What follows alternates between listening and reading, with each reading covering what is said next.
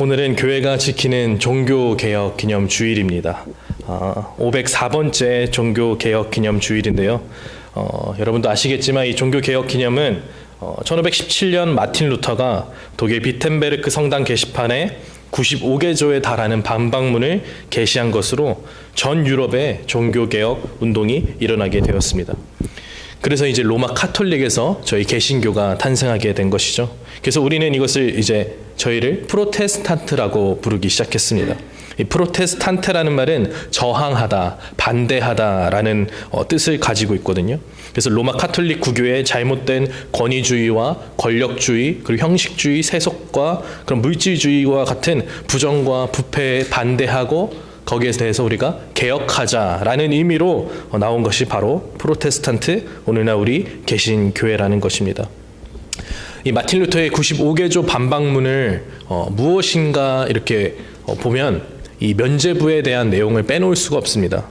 이 면죄부라는 것이 이제 다 아시겠지만 기본적으로 이것은 이제 교회가 부과한 형벌을 이제 사면해주는, 그 죄를 사면해주는 그런 효능이 있다고 알려졌습니다. 그래서 당시 로마 교황청은 왜 이 면죄부를 발행하게 되었는가 보면 그 배경이 있어요. 당시에 이제 성 베드로 대성당이라고 하는 엄청나고 으리으리한 건축물을 지어야 하는데 그 비용을 충당해야 했고, 또 교황청에 이루어졌던 전쟁들에 대한 비용을 또 충당해야 했고, 또 로마 재건 사업 등 돈이 엄청 필요했습니다.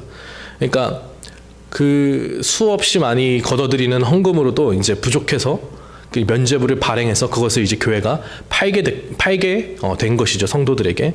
그리고 그 면죄부를 팔기 위해 집회도 열고 사라고 이렇게 부흥회도 열고 그렇게 했던 것입니다.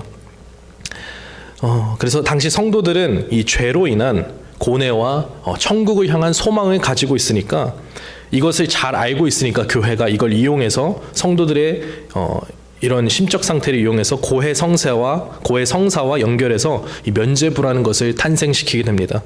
그래서 고해 성사는 일반적으로 세 단계로 이루어져 있는데요. 첫 번째는 콘트리티오라고 자신의 죄를 교인이 스스로 뉘우치는 단계입니다. 두 번째는 사제 앞에서 자신의 죄를 고해 바치는 콘페션, 3단계는 에고테 앱솔브라고 사제의 속죄 선언, 내가 너를 사면한다라는 뜻으로 구성되어 있습니다.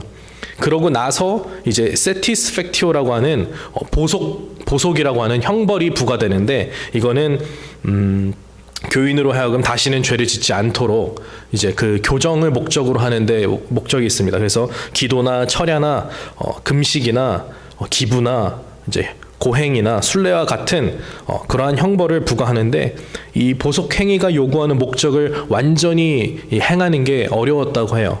그러다 보니까 이 고해 제도가 변질되어서 이 형벌을 없애주는 걸로 면죄부가 나오게 된 겁니다. 그래서 이 면죄부를 사기만 하면 당신의 죄가 다 완전하게 사함을 받는다라고 이제 교회가 말하기 시작한 거죠.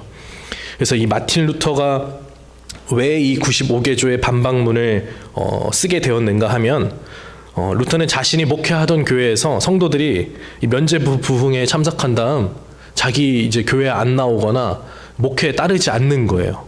그래서 왜 이렇게 된 건가 하고 알아봤어요. 그래서 이 면죄부에 대해 요약집 같은 그 요약 강요를 얻어서 봤는데, 그걸 읽고 이제 분노하게 됩니다. 이 요약 강요에는 면죄부의 4가지 주요 은총을 주장하며 사람들을 현혹했습니다. 첫째는 면죄부는 모든 죄를 완전히 용서해주는 은총이며, 둘째는 가장 크고 유용하며 많은 가능성들로 가득 찬 참의 증서이며, 셋째는 광범위한 보속 행위로서 보편교회의 모든 복에 참여하는 것이며, 넷째로 연옥에 있는 영혼들의 모든 죄가 완전히 사면해 줄 수 있다. 즉 구원에 이를 수 있도록 모든 죄를 사해주는, 그리고 그것을 보증해주는, 그리고 심지어 이미 죽은 내 가족이나 지인들의 죄까지도 사해줄 수 있다고 하는 그 내용이 들어가 있는 거예요. 얼마나 이제 어이가 없습니까? 루터가 이것을 동의할 수 없어서 그래서 탄생한 것이 95개조 반박문입니다. 그 내용을 보면 속죄란 무엇인가, 교회 사제권이 무엇이 잘못되었고 이미 죽은 자들의 죄를 사한다는 것이 얼마나 터무니없는 소리이고, 왜 이 면죄부의 남용이 잘못되었고 교회가 지금 어떻게 잘못하고 있는지, 그렇다면 진정한 십자가 신학이란 무엇인지 이 반박문에 적혀 있습니다. 그래서 참된 회개를 한 신자에게는 면죄부가 필요치 않다라는 거죠. 오직 믿음으로 우리가 구원을 얻는다라는 것입니다. 여러분, 이것이 바로 종교개혁의 불씨가 되었습니다. 근데 저는 이제 이 종교개혁의 모습을 보면서, 그렇다면 왜 당시의 교회가 이토록 말도 안 되는, 지금 우리 시점으로 봤을 때는 말도 안 되는 거잖아요. 왜 그런 면죄부를 발행하며 남용하기에까지 이르렀을까? 무엇이 그들로 하여금 십자가와 죄사함 그리고 구원에 대한 이렇게 왜곡되고 잘못된 이해를 가지게 되었을까? 무엇이 그들로 하여금 종교 지도자들부터 백성들에게까지 그런 분별력이 없고 이렇게 망가지게 되었을까 생각을 하면서 저는 그것이 근본적으로 어떻게 보면 오래된 전통과 관습이라는 미명하에 교회 내에서 행해지던 형식적으로 굳어진 그런 신앙, 그리고 그런 신학, 그리고 굳어진 그런 마음 때문이라고 생각합니다. 교회가 처음부터 그랬던 것은 아니었죠. 우리가 초대교회를 돌이켜보면 정말 핍박받던 그 시기에는요, 복음 하나만 붙잡으면서 교회가 부흥을 했습니다. 그러나 어느 순간 교회가 안정이 되고 몸집이 커지고 그리고 정치화가 됩니다. 어느 순간 교회가, 그 당시에는 왕들의 그 위에 머리가 있었어요, 교황이. 그래서 한 나라의 왕마저도 임명하고 파면시킬 수 있는 힘이 있었어요, 교회가. 그러니까 어떻게 됩니까? 권력이 교회로 집중이 되고 권력이 있는 곳에 돈이 모이게 되고, 그러다 보니 세속화가 되는 겁니다. 그들의 신앙마저도 다 거기에 맞춰 따라가게 되는 거예요. 그러니 진정한 참회의 의미, 회개의 의미, 구원에 대한 의미 등 이 모든 것들이 변질되고 왜곡되기 시작한 것입니다. 내가 믿고 싶은 대로 믿게 되는 것입니다. 가장 무서운 것은요, 이렇게 변질되고 왜곡되었는데 교회의 지도자들과 그것을 따르는 교인들이 그걸 모르는 상태라는 거예요. 이것이 얼마나 불행합니까? 내가 믿고 싶은 하나님, 내가 믿고 싶은 예수님을 만들어 놓고서요, 내가 원하는 신앙생활을 정해놓고 그렇게 살아가면서 잘못된지를 모르는 거죠. 바로 이것에 브레이크를 걸고 반대하며 개혁하고자 했던 것이 바로 마틴 루터 종교개혁 정신입니다. 그런데 이 마틴 루터의 종교개혁 정신이 그 전에도 있었어요. 우리 성경에 보면 참 여러모로 비슷한 부분들이 많이 있는데요, 오늘 우리가 읽은 본문도 이와 같습니다. 예수님께서 그리스도로서 공생애를 시작하신 직후 이른바 예루살렘 성전 정화 사건이라고 불리는 오늘 본문입니다. 예수님께서 시장 바닥으로 전락한 예루살렘 성전을 개혁시키신 일이거든요.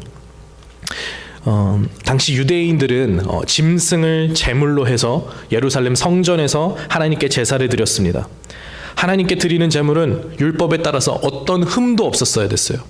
그래서 이게 제물을 갖고 오면 이제 백성들이 갖고 오면 이것을 판단을 합니다. 이 제물이 흠이 있는지 없는지. 그리고 그것을 판단하는 사람은 바로 제사장이 그 역할을 담당했습니다. 근데 문제는 제사장들이 사람들이 자기 집에서 이렇게 제물을 갖고 오면 그 트집을 잡는 거예요. 흠을 찾아내, 계속.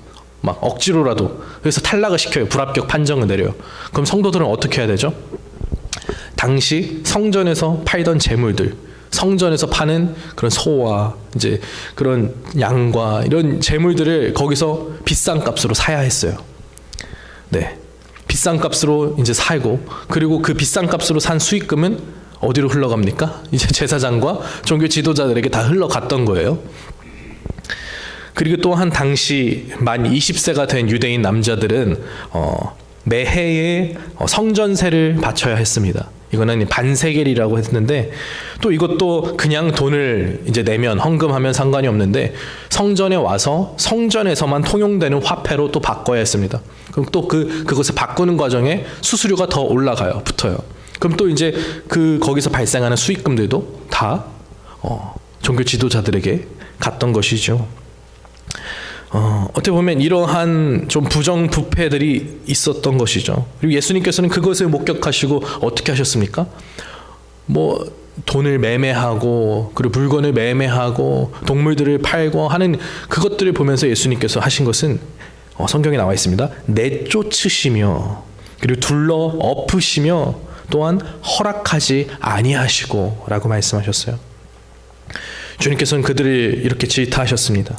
그들에게 이르시되 기록된 바 내 집은 기도하는 집이라 일컬음을 받으리라 하였거늘 너희는 강도의 소굴로 만드는도다. 아멘.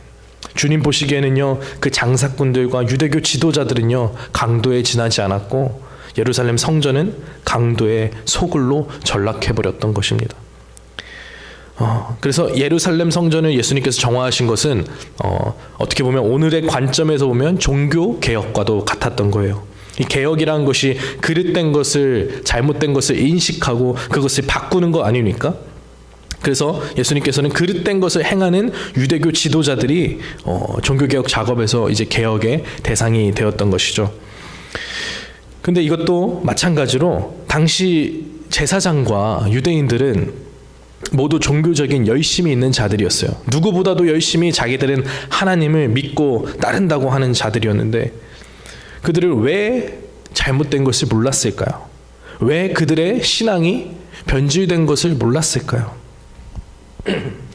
그들은 왜 그들이 가지고 있는 하나님에 대한 이해, 예배에 대한 이해, 성전에 대한 이해가 왜곡되었는지 몰랐을까요? 저는 이것도 마찬가지로 이렇게 오랜 시간 그런 관습적으로 그들의 신앙생활이 형식적으로 변해버렸기 때문이 아닌가 생각을 해봅니다.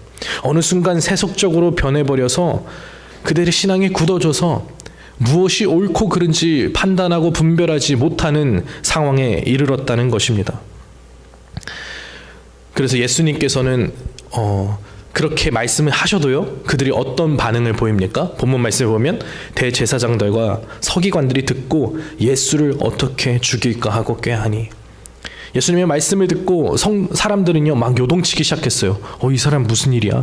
하는데 그 말을 듣고 회개하지는 못할 망정 이제 예수를 죽여버려야겠다 이 생각을 하게 되는 겁니다. 이제 회개하지도 못하는 상황에 이른 겁니다. 마틴 루터의 종교개혁 때도 이와 똑같은 일들이 일어나게 되죠. 종교적인 열심은 있으나 하나님을 잘못 이해하고 자신이 믿고 싶은 하나님 신앙생활을 만들어냅니다. 또 경건의 모양은 있으나 경건의 능력은 없고 형식적인 신앙생활로 전락해버립니다. 예수님께서 하신 성전 정화 사건과 마틴 루터의 종교개혁이 일어났던 근본적인 배경과 문제점에는 이와 같은 공통점들이 있습니다. 우리가 본문 말씀을 계속해서 보면 기록된 바 예수님께서 이렇게 말씀하시죠. 내 집은 만민의 기도하는 집이라 칭함을 받으리라. 이 말씀의 뜻이 무엇일까요? 이 말씀은 사실 예수님께서 이사야서 56장 7절에 나온 말씀을 인용하신 겁니다. 이사야서 56장의 말씀 보면 나의 언약을 굳게 지키는 이방인마다 내가 곧 그들을 나의 성산으로 인도하여 기도하는 내 집에서 그들을 기쁘게 할 것이며 그들의 번제와 희생을 나의 제단에서 기꺼이 받게 되리니 이는 내 집은 만민이 기도하는 집이라 일컬음이 될 것이라.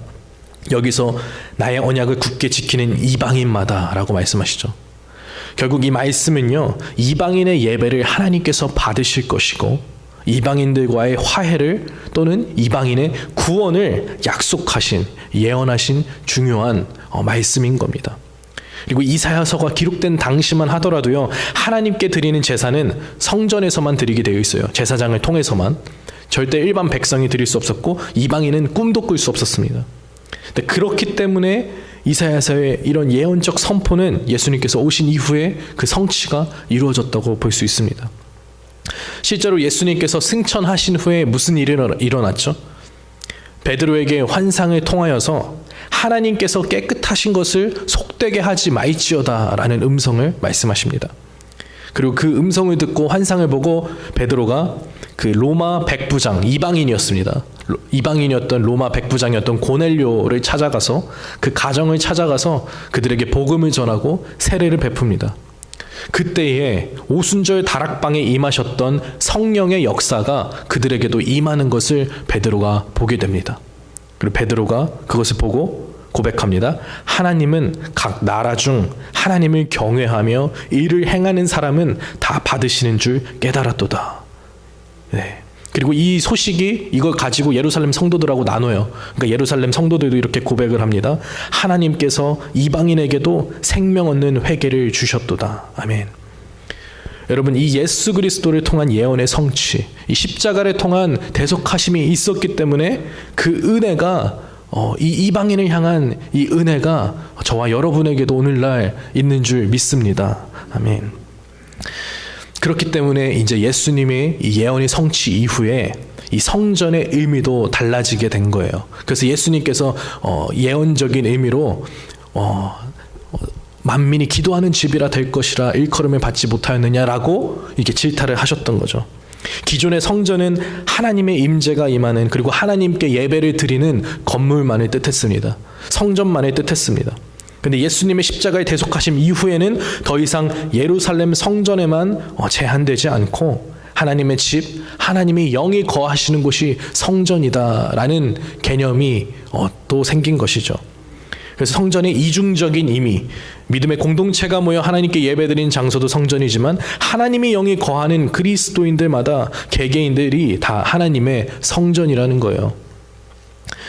여러분, 요한복음에서 예수님께서 사마리아 여인과 나눈 대화 내용이 있습니다. 그 우물가에서 그 사마리아 여인이 예수님께 물어요.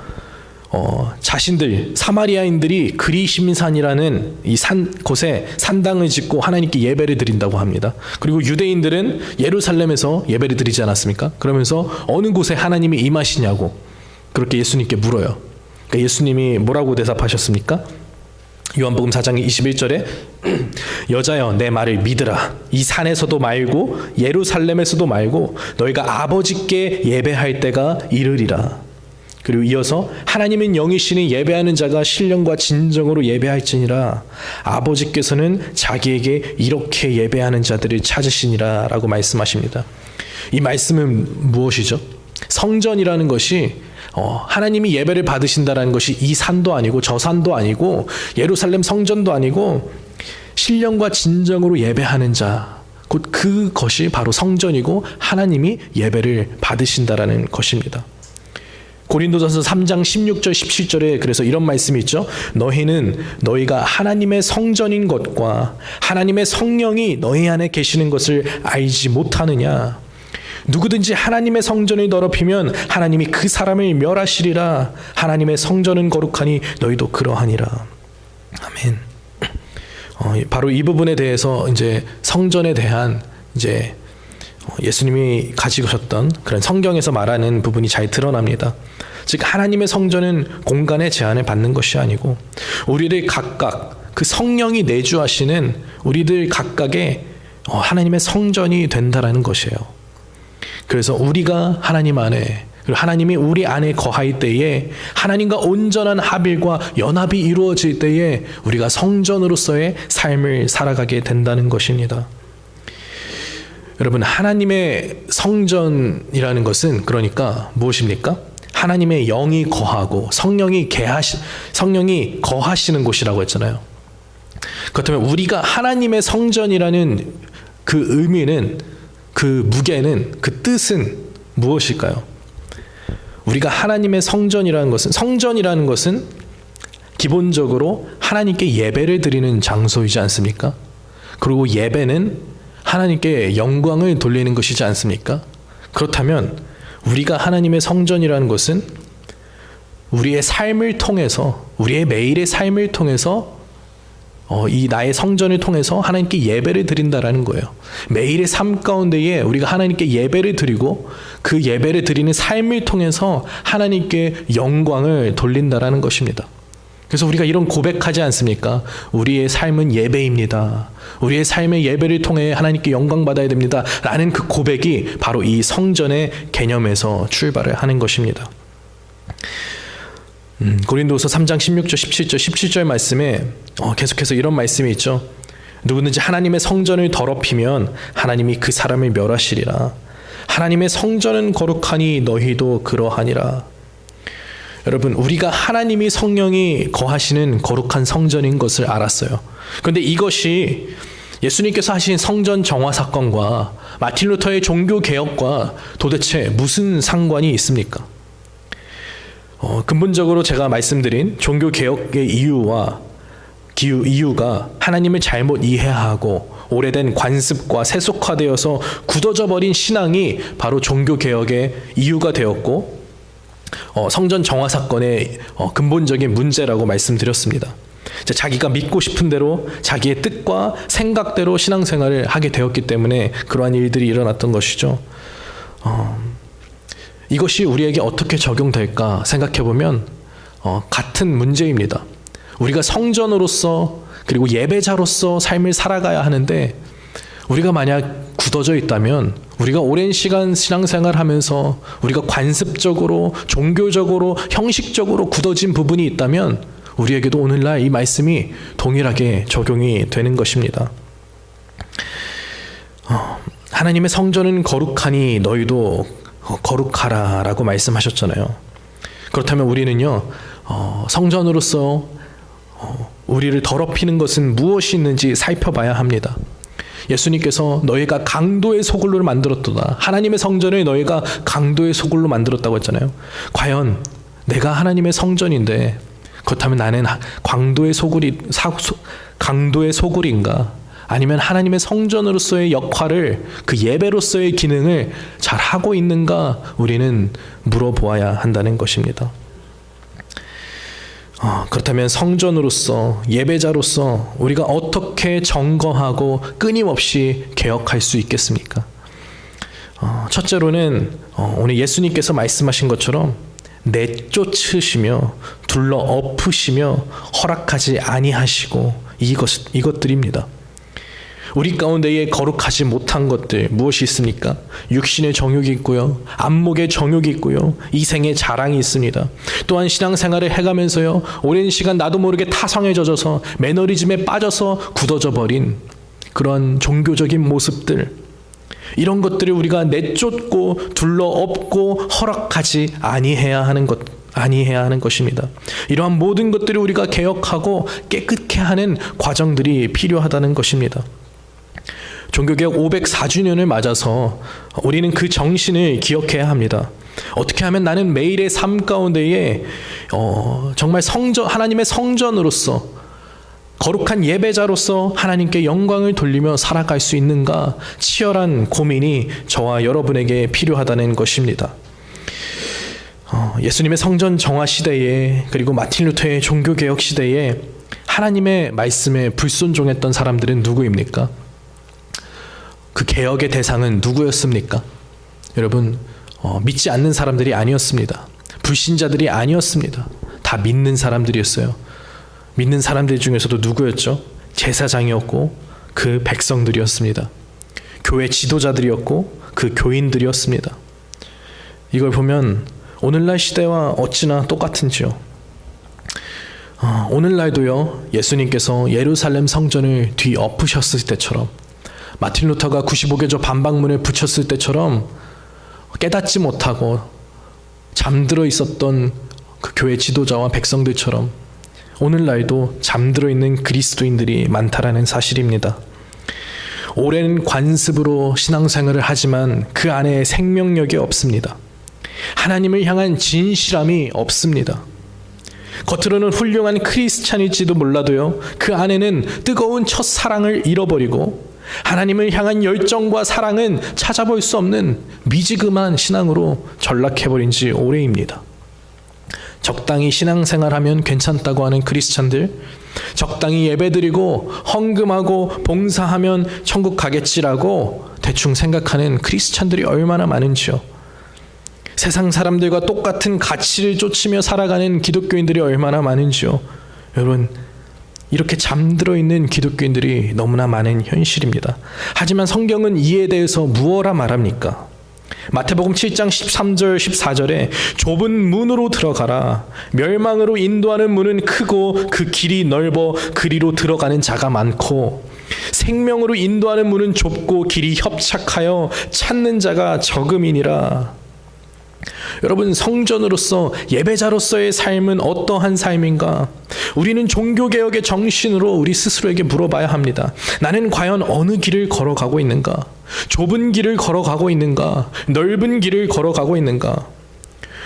여러분, 우리 모두는요 예외 없이 어느 순간 하나님의 심판대 앞에 설 것입니다.